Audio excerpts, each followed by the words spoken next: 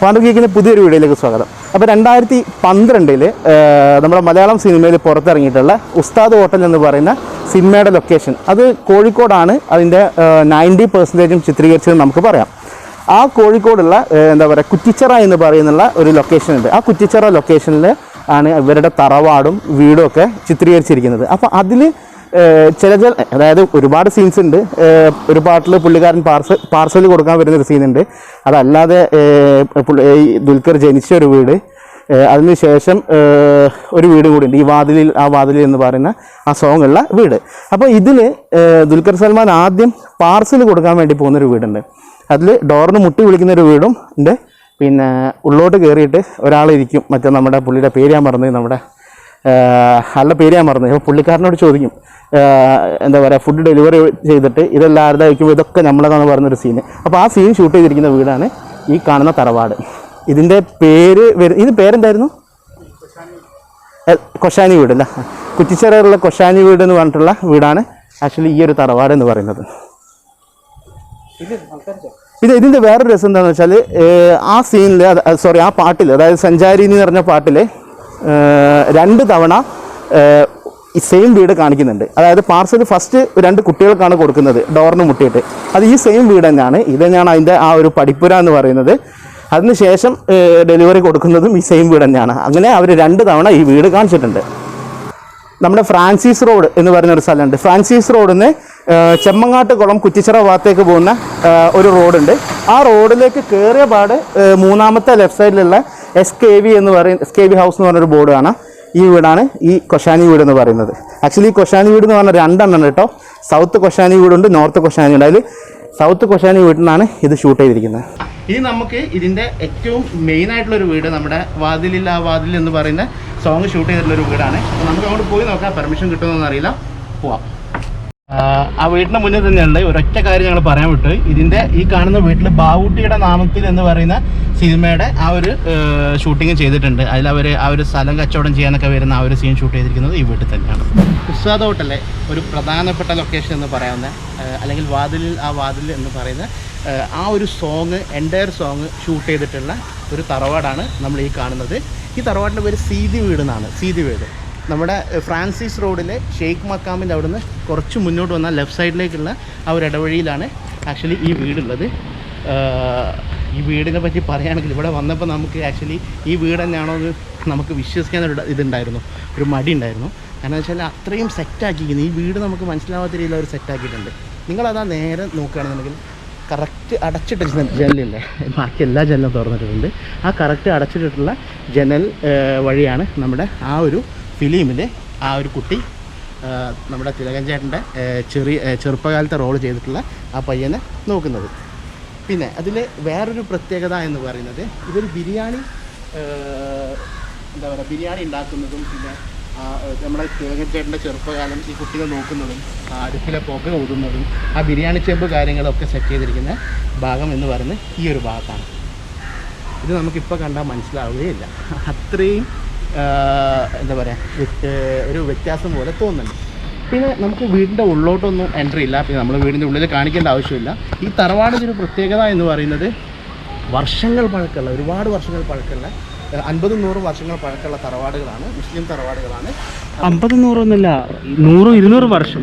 കാരണം ഇതിൻ്റെ ഒരു ആർക്കിടെക്ചർ ഉണ്ടോ, ഇത് നമ്മൾ കണ്ടു കഴിഞ്ഞാൽ മറ്റേ മനസ്സിലാവും. ഫുള്ള് 100 തേച്ചിരിക്കുക, 100 ആ ഒരു ചുമരിൻ്റെ മുളക്ക് എന്ന് വെച്ച് കഴിഞ്ഞാൽ ഭയങ്കര തണുപ്പായിരിക്കും ഇതിനകത്ത്. അത് പഴയ ഒരു കൺസ്ട്രക്ഷൻ ശൈലിയാണ്. പിന്നെ അതേപോലെ ഇത് കണ്ടോ, ഈ മുകളിൽ നല്ല ഹൈറ്റും താഴെ ചെറുതുമാണ്. അതൊക്കെ ചൂട് ബാലൻസ് ചെയ്യാൻ വേണ്ടിയിട്ടാണ്. റൂമുകളെ പറ്റി പറയുകയാണെങ്കിൽ 20-30 റൂം ഈ ഒരൊറ്റ തറവാട് തന്നെ ഉണ്ടാകും. അത് നമ്മുടെ ഈ കുറ്റിച്ചിറയിലെ മിക്കവാറും എല്ലാ വീട്ടിലും അങ്ങനെയൊക്കെ തന്നെ ആയിരിക്കും. കാരണം കൂട്ടുകുടുംബമായിട്ടാണ് ഇവർ താമസിക്കുന്നത്. കല്യാണം കഴിഞ്ഞാലും എല്ലാവരും ആ വീട്ടിൽ തന്നെയാണ് താമസിക്കുക. അതെ. അതായത് ഇവിടെ എങ്ങനെയാണെന്നറിയോ, നമ്മൾ സാധാരണ കല്യാണം കഴിച്ച് കഴിഞ്ഞാൽ ആണുങ്ങളുടെ വീട്ടിലേക്കാണ് പെണ്ണുങ്ങളെ കൊണ്ടുപോകാറ്. ഇവിടെ അങ്ങനെയല്ല. ഇവിടെ പെണ്ണുങ്ങളെ വീട്ടിൽ തന്നെ ആയിരിക്കും ആണുങ്ങൾ വരണം. അപ്പോൾ അതെ. ഇപ്പോൾ ഒരു വീട്ടിൽ ഇപ്പോൾ ഒരു 10 റൂം ഉണ്ടെങ്കിൽ ഒരു പെൺകുട്ടിയുടെ കല്യാണം കഴിയുമ്പോൾ അഡീഷണൽ റൂം അവിടെ ആഡ് ചെയ്യും. അപ്പം അങ്ങനെ എക്സ്റ്റെൻഡ് ആയിട്ട് ഇങ്ങനെ പോകും. അങ്ങനെയാണ് ഇവിടുത്തെ ഒരു സിസ്റ്റം. നല്ല ഭംഗിയുള്ള വീടല്ലേ. നീ സ്ഥലം നോക്കിയേ, മൊത്തം ഒരു നല്ലൊരു ഫുള്ള് തണലാണ്. ഈ ഇത് കണ്ടോ, ഇതെന്താ മരം എന്നറിയോ?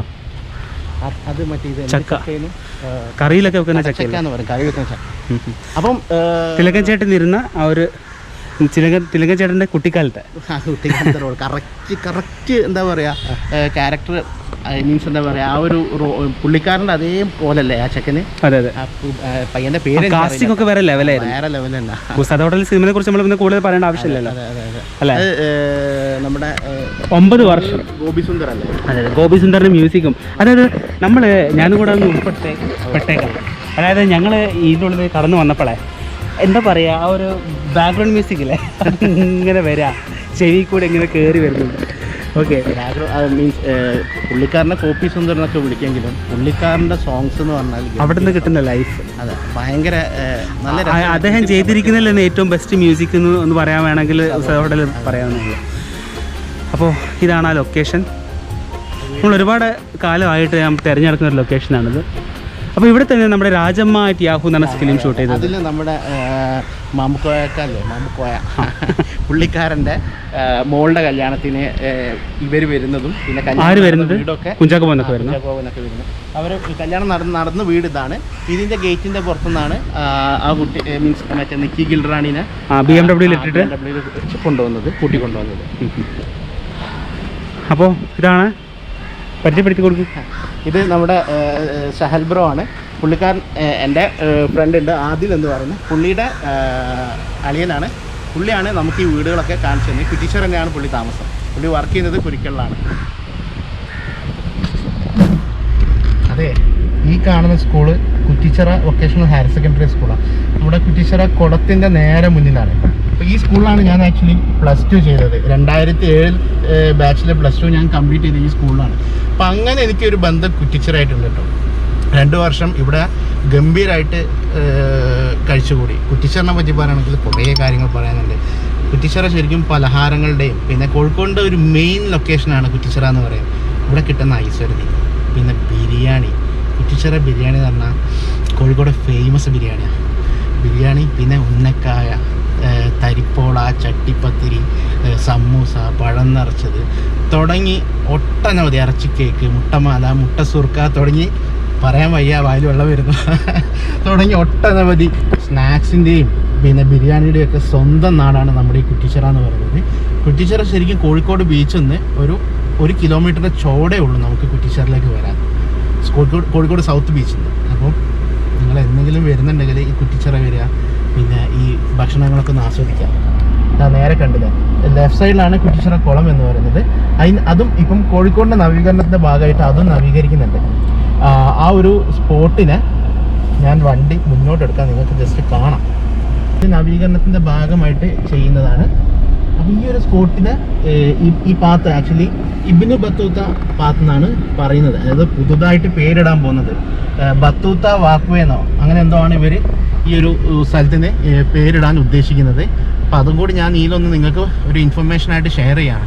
നമുക്ക് ഓൾറെഡി കുറ്റിച്ചിറയുടെ ഒരു വീഡിയോ ആയിട്ടൊരു കുറ്റിച്ചിറയുടെ ഒരു എപ്പിസോഡ് നമ്മൾ തീർച്ചയായിട്ടും ചെയ്യും. ഇവിടെ ഒരു ഫേമസ് അച്ചാർ ഷോപ്പ് ഉണ്ട്. പിന്നെ കേരളത്തിൽ ആദ്യത്തെ ആണോ അത് ആ പള്ളി? കേരളത്തിൽ ആദ്യത്തെ പള്ളി മേ ബി മലബാറിലാദ്യത്തെ പള്ളിയാണെന്ന് തോന്നുന്നു. കേരളത്തിൽ ആദ്യത്തെ പള്ളി എന്ന് പറയും. അതെ, കൊടുങ്ങല്ലൂരാണ്.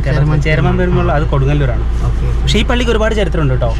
നമ്മുടെ മലബാറിന്റെ എന്താ പറയുക പോർച്ചുഗീസ് ഭരണവും അതും ഇതൊക്കെ ആയിട്ട് ഭയങ്കര ഒരുപാട് പ്രാവശ്യം പൊളിച്ച് വീണ്ടും ഉണ്ടാക്കി അങ്ങനെ അല്ല പൊളിക്കല്ല, റിനോവേറ്റ് ചെയ്താണ്. പള്ളി ഇങ്ങനെ തന്നെയായിരുന്നു. പള്ളി ഒരുപാട് പ്രാവശ്യം കത്തിക്കുകയും പൊളിക്കുകയൊക്കെ ചെയ്തിട്ടുണ്ട്. പറങ്കികൾ ഭയങ്കര യുദ്ധം നടന്ന പള്ളിയാണ്. ചരിത്രം അതിന്റെ ഏറ്റവും ടോപ്പ് ഇപ്പൊ കണ്ടില്ല, ഏറ്റവും ടോപ്പില് മഞ്ചലില്ലേ നമ്മുടെ പല്ലക്ക് എന്നൊക്കെ പറയില്ല, ആ സാധനങ്ങളൊക്കെ ഉണ്ട്. ഞാൻ സ്കൂളിൽ പഠിക്കുമ്പോൾ അതിന്റെ അവിടെ നിസ്കരിക്കാൻ പോയിരുന്നു. വെള്ളിയാഴ്ച ജുമാ നിസ്കാരം എന്നൊക്കെ നമ്മൾ അവിടെ പോകും. ഓക്കെ. പിന്നെ റൈറ്റ് സൈഡിൽ കാണുന്നതാണ് നമ്മുടെ ഫിറോസ് ഖാന്റെ അച്ചാർ ഷോപ്പ്.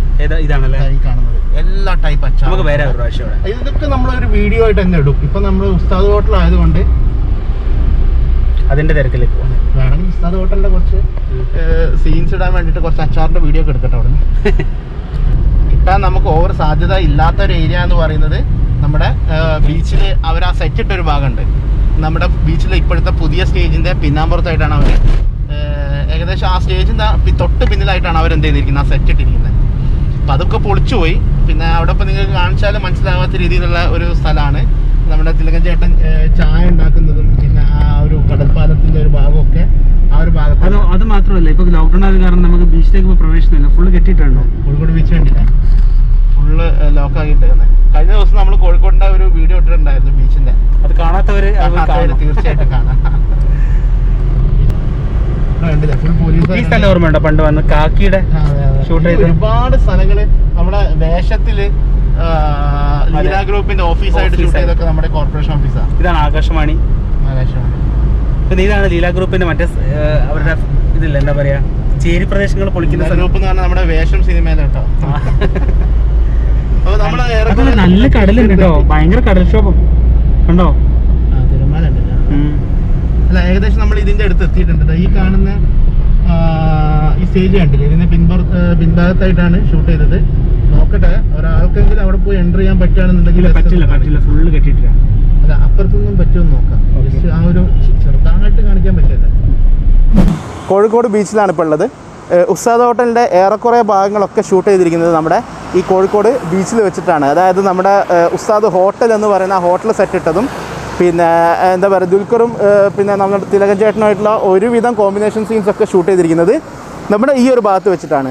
ഇവിടെ നിങ്ങൾ കാണാം, ഇത് നമ്മുടെ സ്റ്റേജാണ്. ലൈറ്റ് ഹൗസ് ഉണ്ട് തൊട്ടടുത്ത്, ഇതിന് തൊട്ട് ബാക്കിലായിട്ടാണ് ഈ ഒരു ഭാഗത്തായിട്ടാണ് അവർ എന്ത് ചെയ്തിരിക്കുന്നത്, ഇതിൻ്റെ സെറ്റ് ഇട്ടിരിക്കുന്നത്. സെറ്റ് ഇപ്പോൾ പൊളിച്ചു പോയി.